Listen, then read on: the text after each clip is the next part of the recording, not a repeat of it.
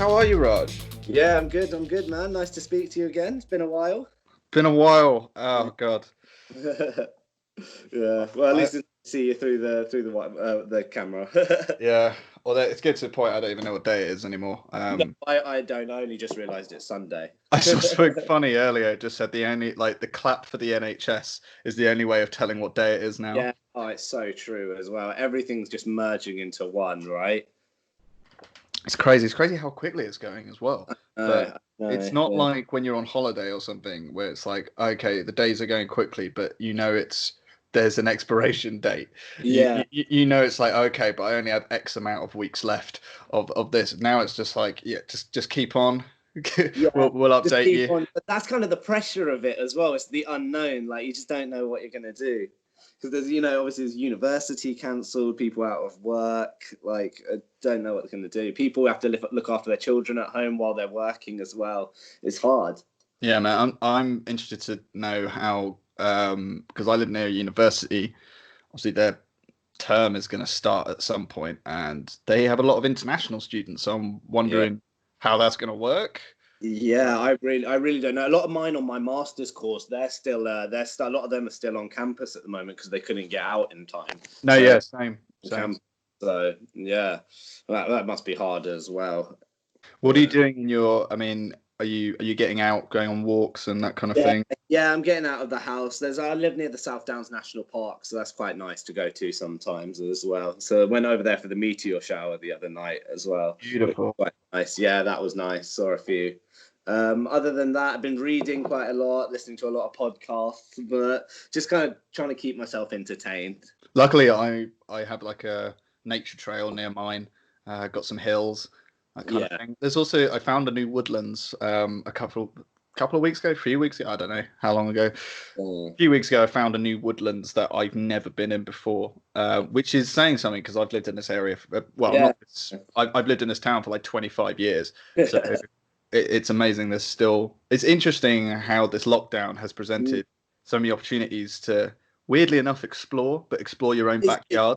It's very true, actually, as well. And it's really motivated me to get trips going because I mean, I personally don't think that we'll be able to do international travel until September or something. I think they'll curb it for people's summer holidays. But it's actually just made me really look into more getting out and around the UK because I think we'll be able to travel around the UK soon.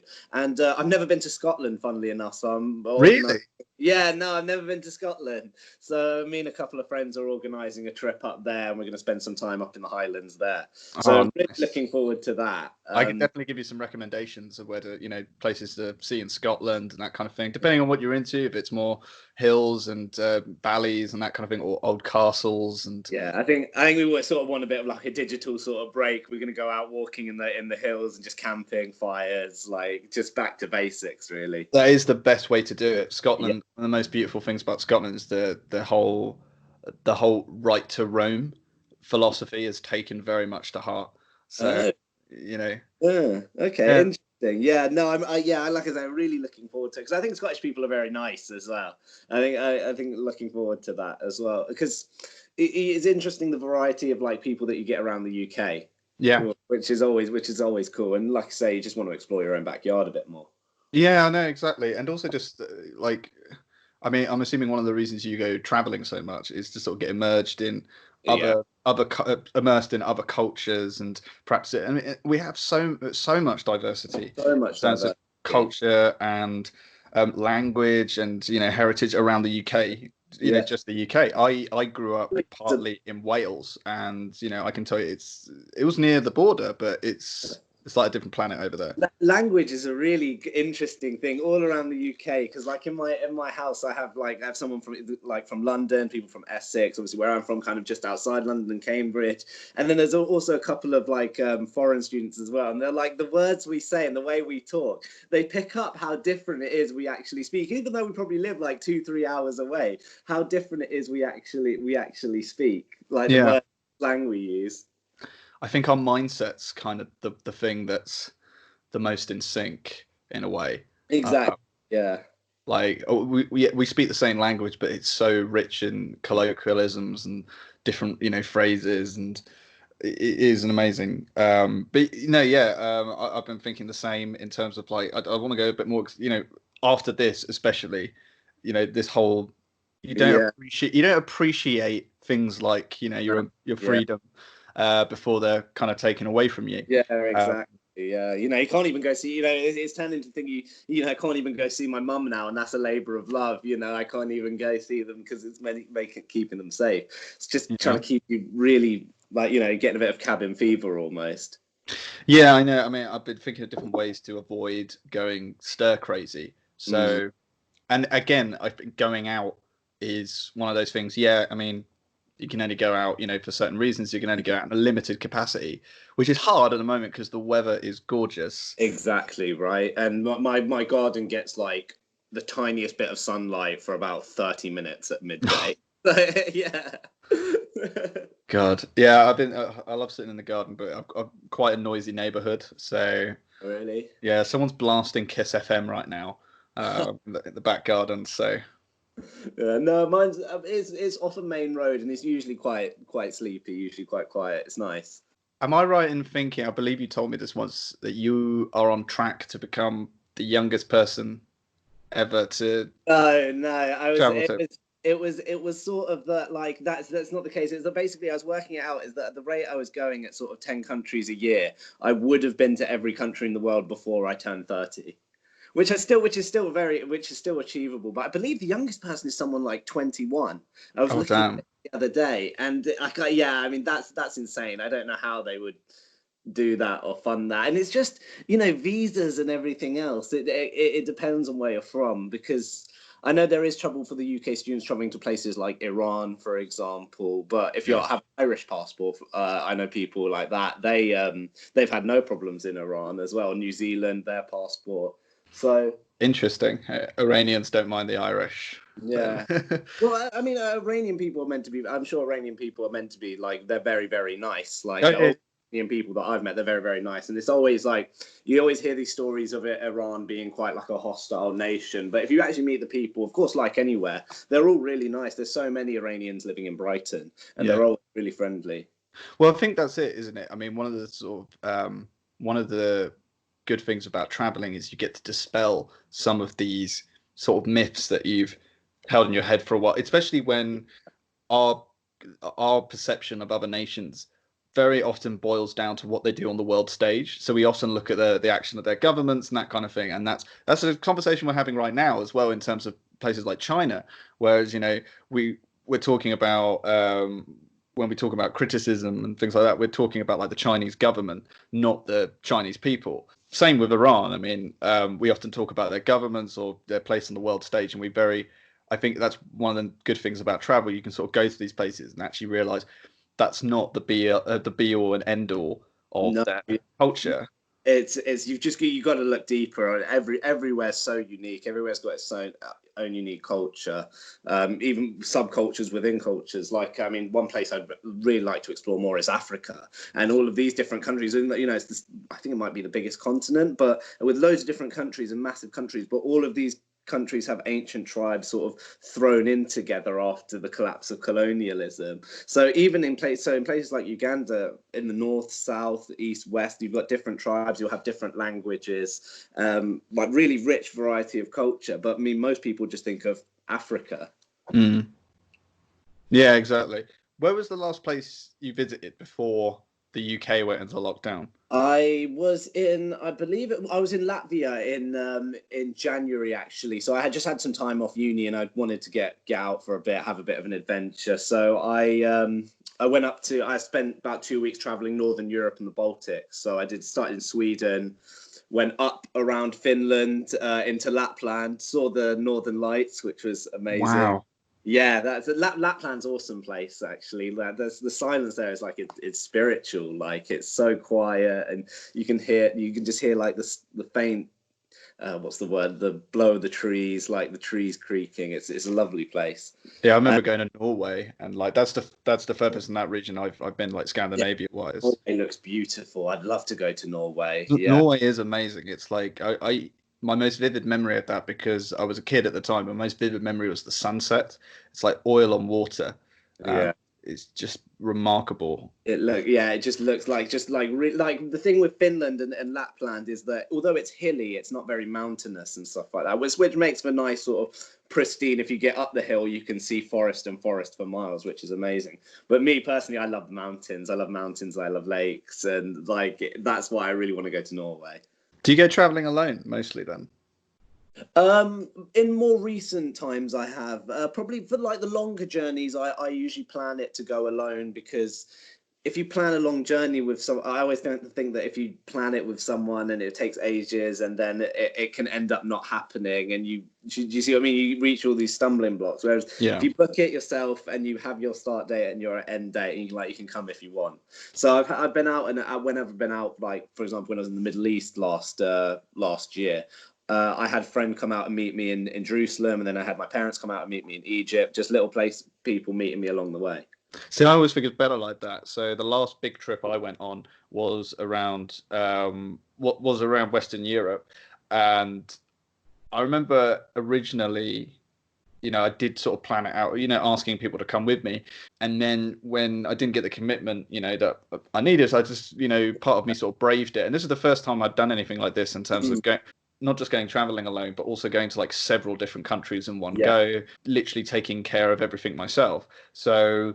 But to be honest, there's that point you made about, like actually booking it and going ahead with it.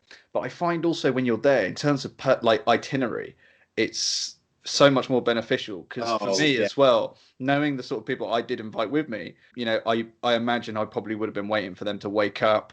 And they probably want to spend time in the hotel or something. With me, it was just wake up like 7, 8 a.m. I'm up. I know exactly what I want to go and see. I had maps for every city, and circled all the things that I wanted to go and see, like landmarks and attractions. But also just one of the things I like to do. So I'll have a general map in terms of I've got like, I don't know, 7 or 8 big attractions or big landmarks that I want to see for that day.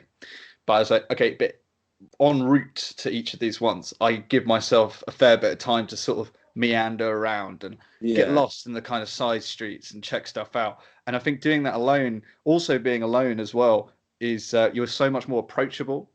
So that's true. Yeah, that is true as well. If you're sitting there alone, people more likely to come up to you and exactly. And it was so easy. So I'd just be like sitting there. I remember going to Austria. My hostel had a neat little bar on the basement level. Everyone used to go to at night. I remember sitting there for about 5 minutes with a drink before 2 Australians came over. Just like hostels are great for that as well. Like it's always like when I went in the Middle East, it was the first time I'd been properly staying in hostel. I'd been in hostels like 1 or 2 nights, but usually I'd kept moving. But then I'd be staying in hostels for a long time. And I'm not super outgoingly social. When you get talking to me, I'll start talking and I won't shut up. But I'm not outgoingly social, and that's something you need to kind of get over a little bit and learn. And people in hostels who have been doing it for a while, they help you do that. Yeah, exactly. I remember my first stop on that trip was Brussels, and I remember the first night not really talking to anyone because it was. I don't know, it was sort of busy. The room had fewer people. They were all asleep by the time I got there. But then, like the next night, I got moved to another room, and it was a lot more social. I had like a table in the middle of the room. There was a Swede there and an Australian. And literally, upon like minutes of me entering, they just sit down, have a beer with us. Yeah. One great way of doing it, I always recommend this to people as well, is one great way of meeting people in hostels, and you save a lot of money as well, is ask them, say, do you like, can I volunteer here for some free board or whatever? Because a lot of hostels are run like that as well. They're run on volunteers. And then when I did it, I made great friends with the volunteers that I was working with. There was a whole like gang of us. There was about 5, 6, 7 of us, and like we made great friends. Still keep in contact with them now.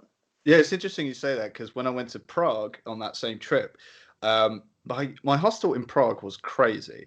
So I went in. To be honest, I went in February, so it's kind of off peak season anyway. So prices are a bit lower. But even so, this hostel, it had a bar on site. It had a spa that you could use at no extra expense. Rooms, cleaning and that kind of thing. It was €3.50 a night.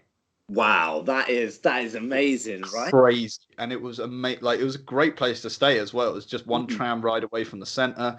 But like, yeah, people there had just been like, so this is one of the things I love most about traveling as well. It's the characters you meet. Oh, And there's always characters. they You just always meet some characters. they are Yeah. just oozing with personality as well. So like I remember going to Prague and literally within 2 minutes of going into my room, I see a guy sitting there. He's a German guy, but he was raised in London, so we kind of, we got Yeah. some common sort of and literally within a few minutes of talking to him, I found out that he had been working in London, decided to quit his job, was technically living at the hostel because it was so cheap, Mm. and he was trying to make it in online poker.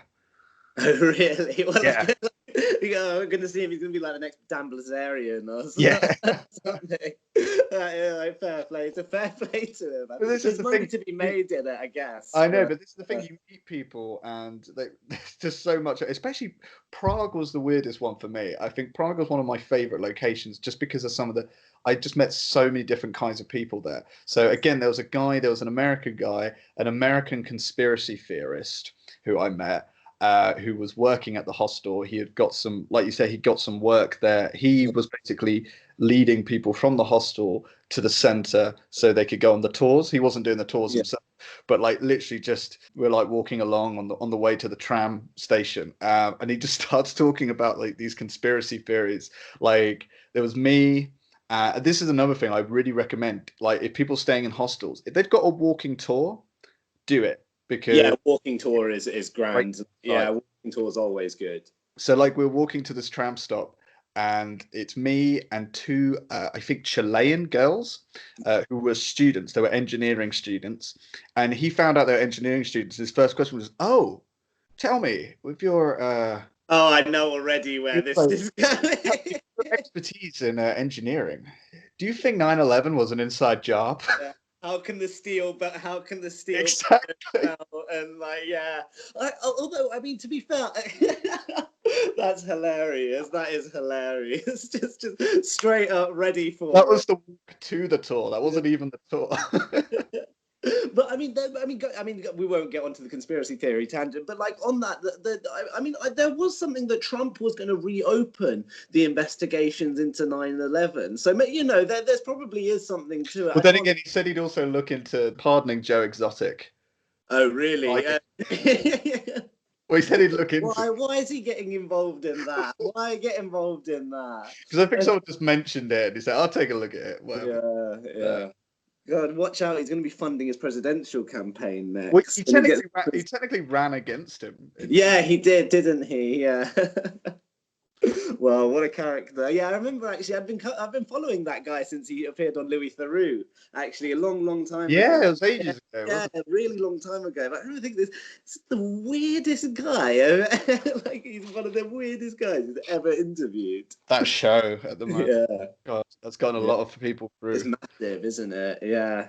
I do like the Netflix. I mean, I'm going into documentary filmmaking myself. I do always like the Netflix series. I think they're really well done, actually. Is that something you want to do then, like travel documentaries and? Yeah, I would like to do a lot of like filmmaking. I would like to do Like Michael freelance. Yeah, a little bit like Michael Palin, I suppose, but kind of a mix as well because I'll always like going to places where people don't usually go to, but I mean, I suppose in that sense, but like in places like one place I really wanted to go, where I was planning to be, was Congo. I was meant to be in Congo 2 weeks ago. But that is a place that you can't walk around with a massive film crew or something like that. That's going to have to be done on DSL. Yeah.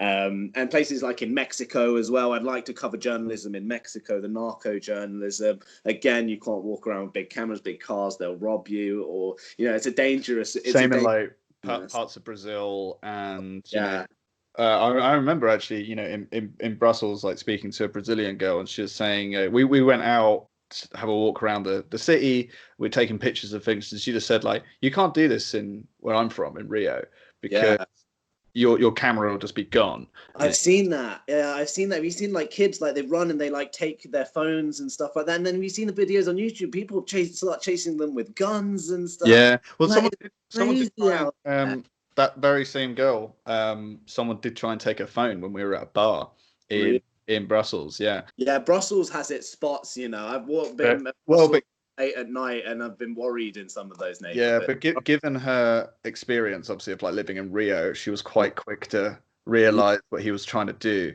This yeah. guy did the whole. I was sitting at a table. She's sitting on opposite me.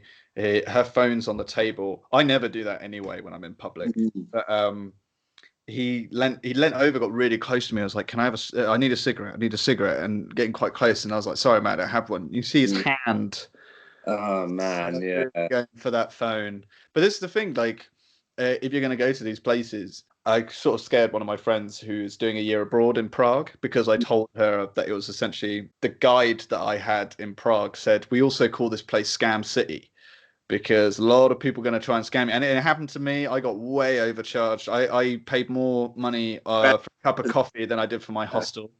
And yeah, no, you get it all the time. You also get the people who stand on the street corners saying like, "Oh, that's the thing as well." So this is why you should take a walk-in tour because not only will the guide just have a really good knowledge of all the places to go and not just the places popular with tourists, but interesting little niche places that are really nice to discover. Yeah. They also tell you how to avoid getting like scammed or hustled and stuff. They tell you which places to avoid. And he was saying like, so in Prague, for example, you'll see a lot of bureau de changes. It'll say something like 0% interest or something, but it doesn't say. Well, it does say. It says it in very small writing. The commission, which can be as high as something like 25%. So if you were to take out, and they always try and push you to take out big sums. So if you just take out a grand, It's the they scam, get isn't it? Yeah. 750. And then you see people on the street who are like saying, "Oh, I can give you a better exchange rate." And Yeah. it turns out what they're selling are like Belarusian rubles, which look very similar to Prague notes, but have like Oh. pretty much no worth. Yeah, yeah. So, but it's the thing, like, as long as you just know these things about where you're going, then you'll be fine. I mean, well, I only talk from experience in like Europe. I Yeah. can't say the same for like some of the places that you've gone and Well, I mean that's the case as well. And no matter how much you traveled, never be ignorant to advice as well, because everywhere is different. Everywhere has their scams. I mean, all the places I've been, I've still been scammed. Like I still got scammed, even no matter how experienced I am, because you don't know, and you just have. Yeah, always listen to people's advice. One thing about the ATMs as well, they do this all over the world, is that when the option to withdraw cash comes up, it's always a really expensive options. And because you don't know, you think, oh, you're taking out a tenner or something, but you're taking out like 50, 60 pounds. And that's the opening. And then they get a massive commission on that. They really try scam you. well, that's the thing. I mean, this is in every city, in every capital city, obviously. So like London's got like 100 scams going. I remember going the last time I went to Paris. Some guys trying to scam me. Hungary, some people. But then again, these are not. This is not painting a picture of like these places. These are capital cities. This is likely to happen, as it Yeah. is in every big city. Any place that attracts loads of tourists, you're going to get people who are trying to take advantage of that. But again, it's not a reflection on really the experience. My memories of like going to these places, one or two is about oh, this so and so tried to scam, or this person did scam me or something. But then most of it is just about but then all these others, like I got a free. Yeah, of You course. kind of makes up for it because sometimes you get stuff. So I tried to sort of balance it out in my head. I was like, okay, I got basically robbed for a cup of coffee because I foolishly didn't ask how much it was before I ordered it. Just got off a 4-hour train. I just needed a coffee, so I wasn't really thinking. But then, like a couple of days later, at the hotel I'm staying at, these French guys buy me drinks. So in my head, I'm sort of okay. So I'm sort of down on the coffee, but then I'm up on drinks. Yeah, exactly. That's a good way of balancing it as well. And as well, it's something you just can't get frustrated at because it happens to everyone. It's done. Yeah. It's over. And you're wiser for it as well. It's not worth getting. I remember once when I was in Jerusalem, I first got there. I was tired. I was hungry, and there was only one restaurant open, and the guy charged me like 10, 15 pounds for like a bowl of hummus and meat, but because I didn't know the currency. Damn. Yeah. Yeah. How many countries have you been to now? Oof, I got a list somewhere. I think it's something in the region of 42, I think. Yeah, 42. Yeah. And how many continents is that? Is it every continent bar Antarctica? No, so I've been to North America, Europe, Africa, and Asia. I haven't been to Australia. I haven't been to South America or Antarctica. Okay, but they're in the pipeline, yeah. They're in there. Antarctica is something I was actually looking into really recently. I would love to go there, but it's expensive. But yeah, you can get these long cruises. The best way to go is basically through like research teams. Yeah. No, you do, and like the same thing with Greenland as well. You do get the odd ferry and stuff which goes there. Yeah. But again, like you could see about doing that as part of like documentary. Yeah, that's what I always look to do. I always look to sort of fund, like look in who can help me and who would be willing to, who could be willing to sort of help fund it for me. Like as I mentioned, I was meant to be in Congo, basically doing some filming, and I really want to go to Congo, but it's quite an unstable place. Unfortunately, I believe it was yesterday in Virunga National Park, where I was meant to be 2 weeks ago. There was an attack by a terrorist, I believe a terrorist organization, and 12 rangers and a civilian were killed in the national park. So it's a very unstable politically, but it's really like, yeah, like I said, I've always wanted to go there since I was a kid, because there's so much in those forests, in those jungles, that people just don't know about. There's so many unknown species. There's a type of chimpanzee. It's only been documented a few times, but stands on its hind legs and stands at about 6'3". Like, this could, it might have something to do with a missing link along the evolutionary chain. I think they're called the Bondi apes. Wow, Bondi apes. Yeah, I'm gonna have to look that one up. Billy apes, maybe Billy apes. Yeah, I think they live by the Bondi River, and I think they're called Billy apes. So that's crazy as well. I mean, Tom, who's been on the podcast, Tom as well. Yes, like he was telling me about when he stayed in Florida, I think as a kid, went to like Disneyland or Disney World, whatever it is over there, saying how like a stork just walked into their apartment at one point, like a huge. But he was saying like I think the way he said it was, he said this big bird came in. He says it was like a flamingo, but not a flamingo. Yeah. And I was like, what? It wasn't pink. And I was like, yeah, well, it wasn't a flamingo then. It was just a big bird. It was a very big bird. I'm imagining an ostrich. I'm imagining Big Bird from Sesame Street, just kicking the door through. Speaking of, I had a seagull in my kitchen the other day. It absolutely place. It absolutely wrecked the place. There was rice and food all over the place. It was scratching and pecking at the windows and at me. Frying pan to defend itself. Yeah. No, it didn't crap. No, it didn't. But they're big here. They're like the size of bricks. Oh no, I was talking to Tom about this as well, because he was saying he didn't realize how big they could get, because again we're in an area that we're not really coastal. Yeah. So, but no, I've been to that's another thing about Scotland. Seagulls are, in a lot of areas, they're really the bane of the area, because I suppose the lift just brings them in, right? It's not just that. So obviously they're very big, because you get a lot of coastal areas around Scotland, but also in places such as like Aberdeen. Even I was in Dumfries in the summer, which is quite near to the English border, and yet there was still they're quite aggressive, especially when you have food out in public. So like if you're walking around with chips, like in Brighton, every time you walk on the seafront, someone's being attacked, someone's being mugged. I'm wondering if they're starting to work with the fish and chip shop vendors, that they're sort of like they've got an agreement with them. Like gangsters. Like, look, you got a nice operation here. We don't want to we're going to leave your shop alone, but just let us. Otherwise, we'll come in, we'll smash your windows, we'll take your fish, make a mess. Oh god! But no, I remember sitting on a train platform waiting for my train in Dumfries, or could have even been Carlisle. I was in at that point. So sitting on the open air train platform, I'm just taking out my food, for the journey. And have you ever seen Alfred Hitchcock's The Birds? No, I haven't. But this film keeps coming up recently. There's so many weird bird stories happening. There's a scene where the main character, played by Tippi Hedren, is sort of sitting on a bench, and every time there's a playground next to her, and every time she looks around, there are more and more birds just sort of congregating there, and it leads up to big like attack scene. But it was literally like that. Every time I looked around, there were just more seagulls, and they were getting ever closer to me. And I was like, "Sod it!" I just put it all back in my bag. I had to wait until I was on the train because I just didn't like the paranoia. They sit on the roofs and they watch for people to take their rubbish out, and they just go in and they just rip it all, and then there's just rubbish flying all around in the streets. It's a real pain in the ass. So that was something I kind of wanted to talk to you about. Just going back to what you were saying about obviously what's happening in Congo. You're supposed to be there a couple of weeks ago. Yeah.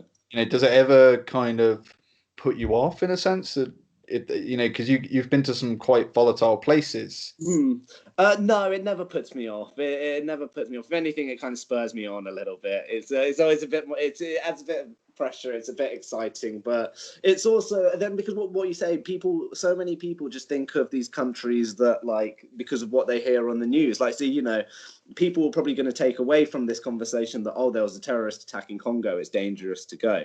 But I mean, other than that, it's things like this rarely happen, and there are places in the UK that I wouldn't walk around at night. Oh yeah, absolutely. Like places in London, I wouldn't walk around there at night.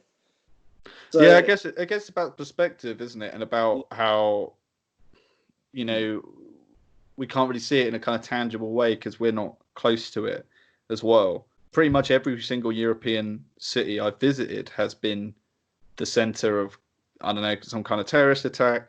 Yeah. But then again, if you go back far enough in anyone's history, it'll be the site of a civil war, of an uprising, of a military coup.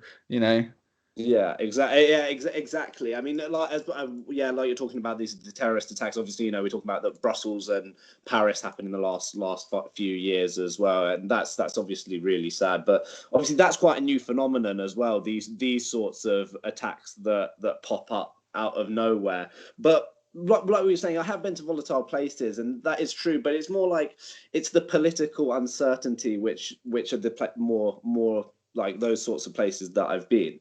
It's with political uncertainty. It sounds kind of scarier, but it's a bit more predictable. Whereas with places like Brazil and even in your cities in Europe as well, it's street crime is more of a problem, and street crime's unpredictable, and then that's hard to call. Yeah, I know what you mean. I mean, yeah, luckily I haven't really been in a situation. I've been in some close calls, whilst abroad before, which is always quite daunting, especially as you think. I think when you're in like quite a risky situation, something happens that I think what kind of sets you on edge afterwards is the thought of if something had happened to me out here, I would have been away from home, been away from family, and all of that. But yeah, I think there's a certain part of you that just sort of takes over because I had, worries about going through Europe alone, especially as it was a time where we were kind of on heightened alert for terror attacks and things like that. But then I think a certain part of you takes over just that, spur of adventure. You feel like. Exactly. I remember, even up until the night I left on my last trip, feeling quite nervous about it. But then as soon as you're on that, train, as soon as I was on the Eurostar, like going through the tunnel, I felt like Bilbo Baggins sort of running. I'm going on an adventure. Yeah. You put on your adventurer's gear and you get to it. But I've lost my train of thought there. It was gone. You are right, and it's so. When was it that you went to Europe? Was it last year? It was last February. Actually, the reason I went at that time was at that time we were supposed to leave the European Union on the 30th of March, before 2 or 3 extensions. So I thought, since plus, but I don't know if we'd really talked about like a transition period in terms of like freedom of movement. So I decided, it'll probably be easier because I wanted to do a trip like this, and I thought I better go now because otherwise it might get complicated. Exactly. But turns out that wasn't the case anyway. No, I was traveling in Europe just this year. So but to be fair, I happened last February. The weather was actually quite good. I went with all kinds of gear, expecting snow and that kind of thing, and actually it was quite sunny in the middle of February. But also what that means is you're not going in peak time, so things are cheaper, but things are less busy as well. So I remember being in Prague, going to see the astrological clock, like in the middle of the square, and the tour guide saying, "Well, if this was summer, we'd be all the way around the block." Yeah, I bet. Yeah, so where did you start? You went Brussels? So I started out in Brussels, took the Eurostar there. After that, I went to the Netherlands. Yeah. And then I went to Germany, went to several cities in Germany. Then I went to the Czech Republic. So some of these places I'd been to before, some places I hadn't been to before. So Czech Republic I hadn't been to before. Yeah, I've never been to the Czech Republic. I'd like to go. I really want to go to Prague. Well, that's the thing. Prague was like this amazing kind of. It was. I don't want to say hidden gem because obviously it's not. Like loads of people go there. Prague was this really nice surprise. In terms of, I knew very little about Prague. I know some Czech people who had, told me some things and that kind of stuff, but I hadn't actually been there myself. And then I went to Austria, which again, Austria was probably my favorite. Where did you go? Vienna? I went to Vienna. See, I can't remember. Yeah. Like some of these places I just love. Basically, what I had as well was an Interrail pass, which I would argue like my favorite mode of travel is trains. Especially you can get into conversations with people on the trains. Yeah. I hate flying. Funnily enough, I hate flying. It's a necessary evil, but like it's just long. I only took one flight. I flew back at the end because I finished in Hungary. Yeah. So I flew back. Yeah. But yeah, again, like I would I would gladly take a 6-hour train journey over like a 1-hour flight. I love trains, especially the ones in Europe because just there's so many. But like what I had was a pass that was basically you could pick out certain dates and have unlimited travel on that day. So what it meant was I could just say if I was doing like a 4 to 6 hour journey, I was like, okay, I'll hop off a couple of times, have some lunch, do some exploring around. So like I remember like on the way to Berlin, like jumping off at a place like Hanover and stuff like that. Just like I'll have a little walk around Hanover. A couple of hours later, there'll be a train or something. But that's nice. Yeah, that's quite cool. Yeah, I've never done. I mean, so I did Europe like I said, Northern Europe earlier this year. But other than that, I haven't done much like sort of interrailing in Europe. Like I've been to loads of cities and stuff in Europe, but I haven't done that like that classic interrail trip, which I would like to do. But it's expensive. Well, no, to be fair, it was €200 for. How many journeys was that? Well, days. It was something like 5 or 6 days. So I worked it out of it was pretty good in terms of price. Again, I also went in a sort of less busy period as well. Yeah. But still, and there's all these other things as well, like eating out. I feel is sometimes overhyped to the sort of. So every city I travel to, I love to, eat out a couple of times. Yeah. Or like get stuff like street food and things like that. But then one of the things I love, especially about like Europe, so Germany in particular, they have so many like bakeries and like that. So it's great to just go to a supermarket or a bakery to sort of stock up on stuff for the day. And then you're just walking around. And I found I didn't actually have to eat too much. I was walking, like I must have walked about 200 miles or something over the course of 2 weeks. And I found that I didn't actually have to eat that much. But then as soon as I got home and stopped, like I think my metabolism just caught up with me because then I was fiercely hungry for like a week. Yeah, probably. I suppose like when you're like exerting a lot of energy and then you're eating at the same time, you don't notice it. But when you stop exerting all that energy, your body still it kind of requires all of that food and stuff like that, and then it's just craving for it, so you just need to eat more. Like I know people who have done like big cycling and walking trips that said after they've come back their legs are just in absolute agony because it's expected to be doing the exercise and the atrophy. They have to keep eating to stop it. But yeah, the thing I love about and again this is the first time I'd actually interrailed as well, the thing I loved about the trains was I think it's easy. It's quite easy to just, if you're taking it by plane, for example, going between these cities on plane, I don't know, it has a different kind of feel to it. Like you've just sort of skipped to that bit. Yeah, 100%. You can't appreciate the landscape from like you can in a way, and it looks quite cool, but it's also like it's more impressive looking up at the mountains than down at them, right? Absolutely. Yeah. And actually, on the way to Prague, you go through the mountains on the train, Yeah. and they're Yeah. built like these old carriage trains, like in Harry Potter or something, like the Hogwarts Express. That's basically what it looked like, where you have these individual little carriages and sliding doors, and then it's just mountains like going through them. And it was like I didn't read my book on that. I had a couple of books with me, but like that journey, I couldn't. I just 4 hours of just talking to a couple of lovely Germans in my carriage, but also just looking at the mountains. And again, it feels like this natural sort of, for me, that was as big as, you know, just walking around these cities, was actually sitting on trains. It's a more natural mode of transport, isn't it? It's you're sitting and you're watching the world go by. It's more of there's more of a natural old school feel to it in a way. And like I like that. That's why I like walking as well. That's why I like walking through the different cities and through the countryside as well. It's like this organic connection between nations that you're going at. Again, it's kind of like a large scale version of how I said I explored cities, where you have certain areas mapped out where you're going,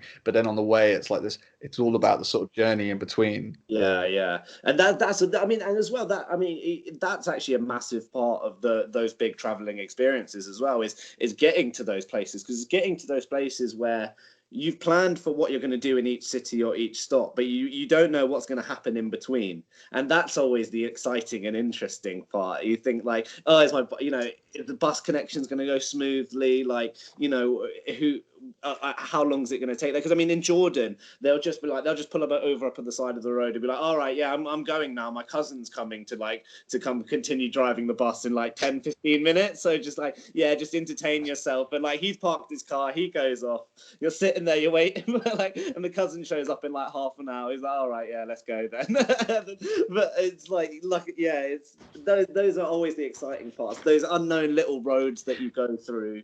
It is, isn't it? It's kind of the nice surprises that happen to you when you're like traveling. That could just be like a conversation that you have with someone, or that could, you know, be like a little place that you find, but things that you don't plan on doing until you get there. And sort of, you know, there are certain things I always, you know, plan to go and see, but then on the way, you know, other things crop up and you're just like, wow, okay. And you get some really nice surprises out of that. But as I've got older and started traveling more as well, is that I don't like booking things as much as now. I won't really book a hotel until I know, or wherever, until I know that I'm going to be there the next night, because I don't like the commitment. Because I like that when I was traveling in the Middle East, I was in Jerusalem. I was going to stay in Palestine for a bit longer, and but a couple of my friends were like, you know what, we're just going to go to Egypt. We're going to go to Egypt in a few days. Do you want to come? And I was like, yeah, sure. I got a few things to finish up in Jerusalem, but yeah, why not? We're just going to nip to Egypt. Just nip to Sinai. Nip to Sinai, through the mountains where the Islamic State hides, and then there's a beach on the other side. I was like, all right, sounds fun. I'm sure I can get a ferry but to Jordan from there. Give me 2 days. Okay, so what are some of the craziest experiences you've had whilst traveling? Well, it depends on crazy in what sense, really, as well. Because we've just had some, like, you know, you meet so many interesting weird people and you have so many interesting conversations, and then there are hairy moments where, like I say, in Sinai, this was like a place where there's terrorists hiding in the mountains and stuff, and every sort of 45 minutes there's a police check or there's a military check, and that was quite scary and risky. Jerusalem had its moments as well, because, like I say, people walk out there with guns, man, and like people in their civilian clothes, like, as well. They're just out there with guns, and it's like a really crowded city as well. So it's like hustle and bustle. If, you know, if the safety's off or whatever, one missed shot, you know, it could cause absolute panic. I mean, to be fair, maybe again, sometimes that's a cultural thing. You and I are from Britain. We're not a kind of gun-savvy nation. I mean, I remember even when I went to New York, must have been 6 or 7 years ago now. I went to New York, and it kind of like fazed me a bit, like all the guns. Like, I mean, these are coppers. I'm talking like police officers. Not everyone's just walking around like. But that's a weird thing to see. Usually, like in Britain, it's just like if you go to London or something like that, you'll see like armed police, but you don't see it on like every single bobby on the beat, like with a handgun. Very rarely as well in England as well. Very rarely, unless something's sort of up. unless there's, I don't know, maybe politicians will be moving around or something, like on on the Tower Bridge, etc. Then you might get some, but it's very rare. But yeah, I mean, in the States, I haven't been to the States for a very long time now. I barely remember it. I was a kid. So, but it's weird. Gun culture is something I can't really wrap my head around as well. But again, it's like you said, it's clues in the name, culture. It's it's a culture. Yeah. Actually, when I was when I was going through Europe, the number one question, or just area of conversation people wanted to press me on, the Europeans I met anyway, was Brexit. Of course. And oh my God, that was just that was the one word I couldn't get away from that entire trip. So people just like, oh, where are you from? I'm from the UK. Oh. Yeah. Where do you live? Oh, I live in Amsterdam. Well, you'll be moving after Brexit. Oh, come on, man. Leave us alone. Leave us alone. We're sick of it. We're just as sick of it as you are. But yeah, I mean, I think I don't know why I haven't done like a big trip like that again. I think part of it's the nature of the job I have. That I'm currently on furlough for, but still, it's it's not as stable. So it's whereas taking time off isn't the issue. It's more funds and making sure you've got. Yeah, it's hard to say. I mean, saving money is hard for anything. But what I usually do is that I just put separate money in another bank account, and then I just. Well, that's the thing. But then again, this whole coronavirus thing has really sort of put things into perspective for me in a way, because even though, like, I think you're right in terms of it's going to be a while before we can get back to traveling and holiday making properly, because that's one of the biggest things that spread this was across borders. But I'm not going to, I think I've taken that for granted in many ways, of sort of being overly cautious in the past of, oh, can I, because I've been thinking in the wrong way, really, of thinking, oh, can I afford this right now? Is now the best time? Instead of thinking, well,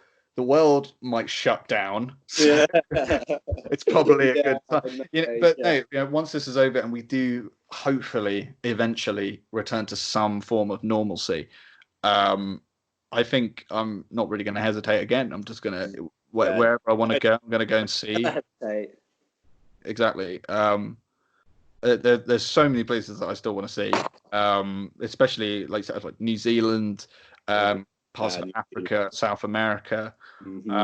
I'd really love to explore more of like the European countries I haven't seen as well. I don't think I've really been to Eastern Europe, a couple of exceptions, but I'd like to see more of it. And also, like you said, the Balkans and the Scandinavian countries.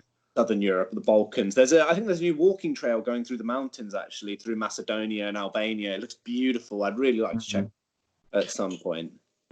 But then there are even places that are closer that I haven't been to before, like places I've always wanted to see, like Athens and Rome and two great cities. Athens is great. Rome's great as well. Expensive, but it's great. I prefer Rome over Athens, though. I have to say, yeah. But yeah, two beautiful cities. Hopefully, as well, international travel will be nice and cheap when. Well, hopefully, because one of the things, because obviously a lot of the airlines and travel companies are struggling at the moment. Maybe that'll be one of the ways that they'll incentivize people into getting their their. I mean, they've got to. They've got to. So, yeah, I mean, there will be definitely benefit to that. I think, though, there will be. I think the new normal will be like a lot more things like checkpoints and screenings and things like that between borders that might slow some things down. But then, other than that, I mean, I think that's one of the things as well. Everyone's sort of something like up to a third of the world right now are in lockdown and have to stay in their houses. After that, I think, for a lot of people, the main thing will just be going out where they actually live. Yeah. Like going back into, I haven't seen the town centre where I live in about a month now. I haven't been anywhere near there. So down to Brighton town centre in quite a while, actually. That's crazy. That is absolutely crazy. That's where my work was. That's where my gym was. All these things that you sort of take for granted. And again, I've wanted to do things like cycling trips, or all of that. And I think after this, and once we finally get some freedom back, then I'm hoping to take a lot more trips and maybe just shorter trips as well. Like. Yeah, as am I. Yeah, as am I. Really looking forward to that. It's just when it will be. Yeah. It's just will be. Yeah. What have you got planned? Anything exciting? No, nothing especially planned. I have always had this idea of Scandinavia, but also I've sort of been playing around with the idea of like a cycling trip across the UK. So that would. Yeah, that would be cool. I think the route most people like, what would be good is from Land's End to John O'Groats. I've seen people do that before as well. For me as well, one of the things I really love is things like folklore and mythology. Yeah. So naturally, that's why places like Athens and Rome are very appealing to me. But also in the UK as well, I'm quite interested to sort of explore the kind of former Celtic kingdoms of. That is interesting because there's not a great. I personally don't know much about it either, really. Yeah, exactly. But just sort of step back in time a bit. But there's other places that are close to home that I've never seen before. I don't think I've been to Northern Ireland. I've been to Ireland, either of them. Northern Ireland. I've been to the Republic, which was very nice, but very different. Like it's strange because you could be in England by the language and some of the customs, but then there are other things that are very kind of alien to someone like me. So many people I've met traveling have said Ireland's one of their favorite places. So many people I've met traveling have said Ireland is one of their favorite places. I'd like to check it out at some point as well. Definitely, yeah. But especially as just like Britain, it's got such a diversity in terms of areas. So you have big metropolitan areas, and you have all the sort of lovely like rural places as well. The sort of I was staying in County Cork. Which yes, I know Cork. Very beautiful place. Yeah, I know. I have a few friends who are from down there, and actually they showed me pictures. It does look really, really nice. Yeah. So where's first place you're going after this lockdown ends? I don't know, to be honest, because I think it'll be Scotland. Other than the pub, there's one down the road. I'm just waiting. I'm looking out my window. So I want to go to Scotland in June to have a bit of walking up in the Highlands there. Internationally, it's tough to say because I do need to reorganize my trip to Congo, because I have my gorilla permit to spend time with the mountain gorillas there. I have the permit, so that's something I'm going to do. So I'm going to go to Rwanda and then cross over into Congo, spend some time in Congo and come back into Rwanda. So I've got a flight voucher for that as well, but I'm just waiting to cash that in for when I can. So I'm hoping to get that for maybe October time. And then other than that, I'm not really sure. To be honest, I just want to go to like Greece or something and just go chill and drink by the beach, or Portugal. Like I just want a summer holiday, to be honest. Oh God, yeah. I want to go somewhere that isn't my garden or my living room. Yeah. But yeah, I mean that's another thing. Like I know all these places now I can kind of escape to if I need to. Well, not right now, obviously, but Prague's one of those places I think where you can just go for like a cheeky weekend getaway, and I'd like to do a couple more of those. Yeah, a couple more of those now. I remember when we went to Denmark, that was great. That was a great laugh. Yeah, we didn't see enough. Oh, that was fun. God, when was that now? That must have been about 3 years ago. 2017. I mean, you guys were still at uni, so 2017. Yeah, God, it must be 2017.